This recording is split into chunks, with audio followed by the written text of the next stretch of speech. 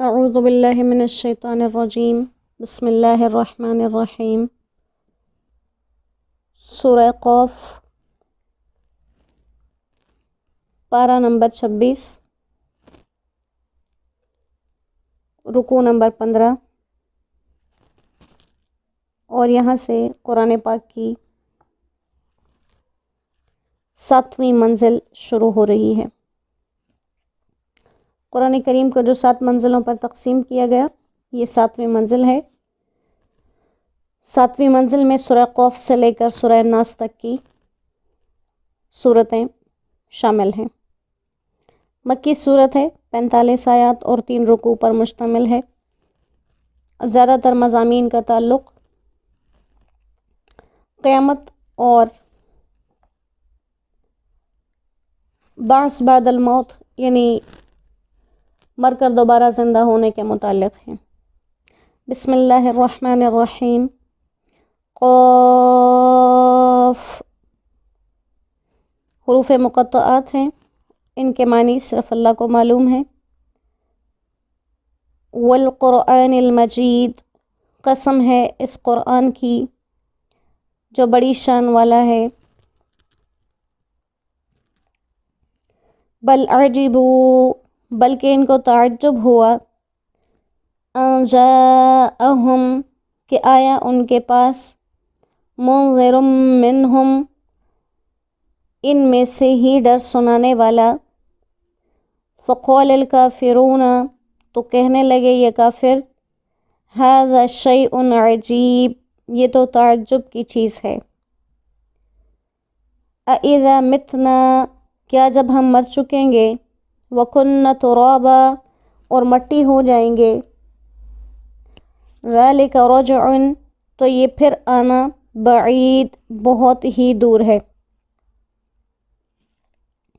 قد علمنا، ہم کو معلوم ہے، ما تنقص الارض، جو کم کرتی ہے گھٹاتی ہے زمین، منہم، ان میں سے، وعندنا، اور ہمارے پاس، کتاب حفیظ، کتاب ہے جس میں سب کچھ محفوظ ہے۔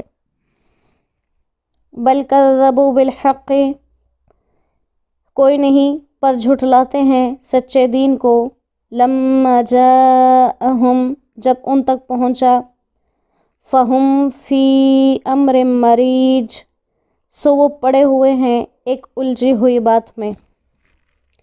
صدق اللہ العظیم۔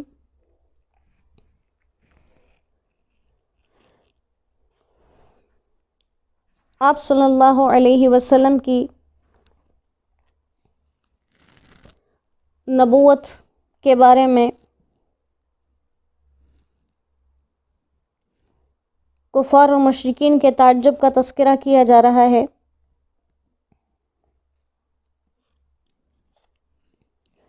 اور اس کی ابتدا میں قرآن مجید کی قسم کھائی گئی، اور مطلب یہ ہے کہ اس قرآن والی قسم کا مقصد قرآن کی عظمت کو بیان کرنا ہے، کہ جس کو دوسری کتابوں پر فضیلت اور شرف حاصل ہے، کہ ہم نے تو آپ صلی اللہ علیہ وسلم کو ڈر سنانے کے لیے، قیامت سے ڈرانے کے لیے بھیجا ہے، لیکن یہ لوگ بجائے اس کو ماننے کے، بل عجبوا ان جاءہم، اس بات سے تعجب میں پڑ گئے کہ ان کے پاس کوئی ڈر سنانے والا آ گیا جو ان میں سے ہی ہے۔ یعنی وہ کافر کہتے ہیں کہ پہلے تو یہی کوئی تعجب کی بات ہے کہ جو شخص نبوت کا دعویٰ کر رہا ہے وہ ہم میں سے ہی ہے،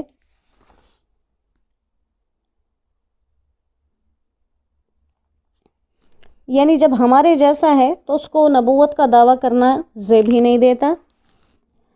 اور دوسرا، ایک تو دعویٰ عجیب ہے کہ خود نبوت کا دعویٰ کیا، اور اس سے بڑی عجیب بات یہ ہے کہ یوں کہتا ہے کہ دوبارہ زندہ بھی ہوں گے۔ تو کافر کہتے ہیں ھذا شیء عجیب، یہ تو دونوں ہی تعجب کی بات ہے۔ ایک تو جو ہم میں سے ہمارے جیسا ہے وہ خود کو اللہ کا نبی کہے، اور صرف نبی کہنے پر اکتفا نہ کرے، بلکہ پھر اس کے بعد ہمیں اس چیز سے بھی ڈرائے کہ تم مرو گے اور اس کے بعد دوبارہ اٹھائے جاؤ گے۔ تو کہا کہ کیا جب ہم مر کے مٹی ہو جائیں گے تو دوبارہ زندہ کیے جائیں گے؟ ذالک رجع بعید، یہ تو بہت ہی بعید بات ہے۔ یعنی پہلے پیغمبری کا دعویٰ کیا اور اس کے ساتھ ایک انتہائی محال کام کا دعویٰ کیا کہ تم مرنے کے بعد مٹی ہو جانے کے بعد دوبارہ زندہ ہو جاؤ گے۔ تو اس کے جواب میں اللہ سبحانہ و تعالیٰ فرماتے ہیں کہ مرنے کے بعد زندہ ہونے کے جو تم انکاری ہو، جو تم یہ سمجھتے ہو کہ مرنے کے بعد کوئی انسان زندہ نہیں ہو سکتا، تو تمہارے اس انکار کی دو وجوہات ہو سکتی ہیں۔ پہلی وجہ تو یہ کہ جن کو زندہ کرنے کا وعدہ کیا گیا ہے ان چیزوں میں زندگی کی صلاحیت ہی نہ ہو، اور ظاہر ہے ایسا تو ہے نہیں، اللہ تعالیٰ نے انسانوں کو زندہ کرنا ہے اور ان میں زندگی آج بھی موجود ہے۔ دوسرا کہ جس نے زندہ کرنا ہے اس کو دوبارہ زندہ کرنے کی قدرت نہ ہو، اور اس طرح سے اسے قدرت نہ ہو کہ جو اجزاء مٹی کے اندر مل کر ختم ہو گئے ہوں، منتشر ہو گئے ہوں، وہ اسے معلوم نہ ہو۔ تو اللہ فرماتے ہیں ایسا نہیں، ہم تو ان اجزاء کو بھی جانتے ہیں جن کو مٹی کھا لیتی ہے۔ قد علمنا ما تنقص الارض منہم، ہمیں معلوم ہے کہ ان میں سے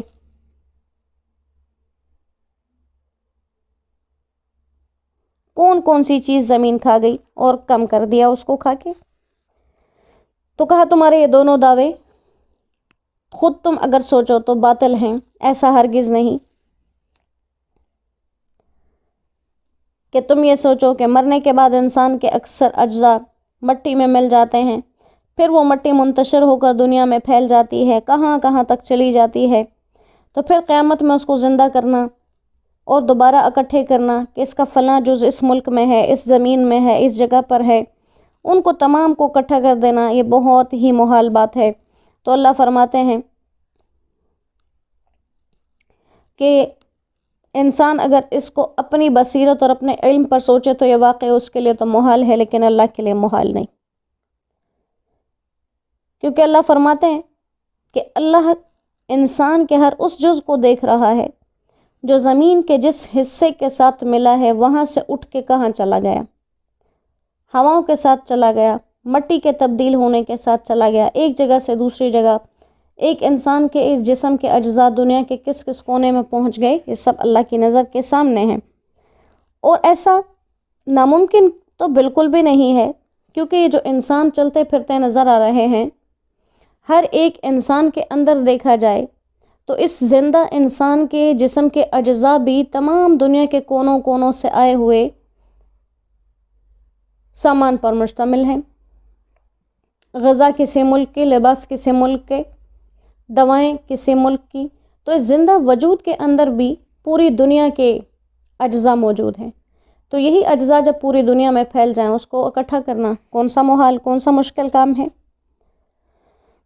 اور انسان کے ساتھ زندگی میں کیا ہوگا، موت کیسے آئے گی، مرنے کے بعد کیا ہوگا، اس کے اجزاء کہاں کہاں بکھر جائیں گے، پھر ان بکھرے ہوئے اجزاء کو کس طرح سمیٹا جائے گا، یہ تو اللہ کے علم میں ازل سے موجود ہے، یہ کوئی آج اور کل کی بات نہیں ہے۔ لہٰذا جو ایسا رب ہے جو علیم و بصیر ہے، جس کی قدرت اتنی کامل ہے، اس کی قدرت پر تعجب کرنا خود باعث تعجب ہے۔ یہ تفسیر حضرت عبداللہ ابن عباس رضی اللہ تعالیٰ عنہ، امام مجاہد رحمہ اللہ اور جمہور مفسرین سے منقول ہے۔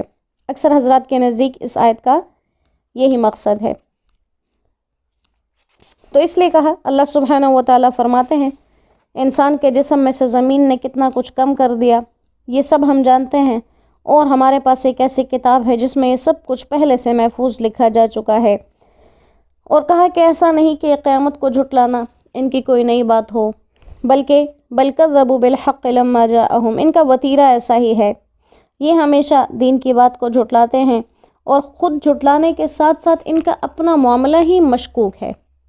فی امر مریج، خود ہی ایک ایسے بات میں ہیں جو الجھی ہوئی ہے، کہ کبھی آپ صلی اللہ علیہ وسلم کو جادوگر کہتے ہیں، کبھی آپ کو کاہن کہتے ہیں، کبھی آپ کو مجنوں کہتے ہیں، خود ان کے اپنے دعویٰ میں ہی اتنی کمزوریاں موجود ہیں۔ سورہ قاف کی بہت اہمیت ہے۔ اس کی اہمیت حدیث مبارکہ کے اندر آتی ہے کہ حضرت ہشام بنت حارثہ بن نعمان رضی اللہ تعالیٰ عنہ کہتی ہیں کہ میرا مکان آپ صلی اللہ علیہ وسلم کے مکان کے بہت قریب تھا، اور 2 سال تک ہمارا تندور جس میں روٹیاں پکتی تھیں ایک ہی تھا، اور مجھے سورہ قاف اس طرح سے حفظ ہوئی تھی کہ آپ صلی اللہ علیہ وسلم ہر جمعہ مبارک کو منبر پر خطبے میں اس کے تلاوت فرماتے تھے۔ اسی طرح حضرت عمر بن خطاب رضی اللہ تعالیٰ عنہ نے ابو واقد لیثی رضی اللہ تعالیٰ عنہ سے پوچھا کہ آپ صلی اللہ علیہ وسلم عیدین کی نماز میں کون سے تلاوت کرتے تھے؟ تو انہوں نے فرمایا کہ قاف والقرآن المجید اور اقتربت الساعہ یعنی سورہ قمر۔